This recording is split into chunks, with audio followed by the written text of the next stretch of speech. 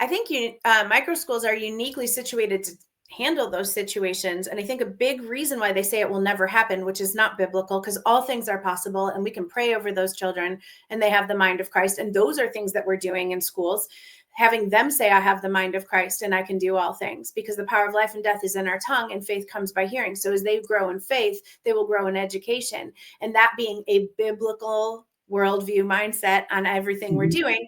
But what we do in micro schools is, if I have a fifth grader that is really struggling with reading and writing, guess what group they're in? They're in with my first grade phonics group. We don't call it first grade. We need them to lead. So they come in, they're doing the phonics songs, all of our phonics songs, they're leading them. They're the ones that are reading out loud to the kids during read aloud time. They're the ones that the kids are reading to them, and they're not allowed to help them and give them the answer. They can help them figure out the beginning sounds. Those kids are starting to be stronger readers because they're in a position where they're a leader. They're not ashamed. They're not embarrassed. They're not trying to just say, I got the answer, because that's a lot of what's happening, is pretending like they know the answer. They're sitting with a little kid who's already looking up to them. And so they're learning. And then we have a school that has in Eminence, Missouri. It's Eminence Christian School. It's one of our model schools.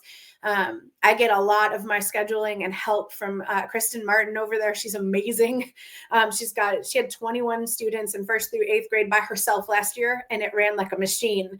But she sat any kids who were struggling with reading directly behind her first graders during phonics.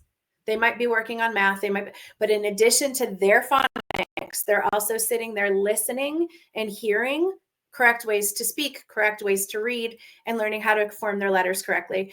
And so I think in a micro school setting, you are uniquely situated to group kids together in what they're doing, where they're actually at. In the public school system, if by 3rd grade they're not reading, guess what? There's 30 kids in that class in 4th grade. They're already doing way bigger stuff. So they are going to fall behind. And then we have no child left behind, so we just pass them all.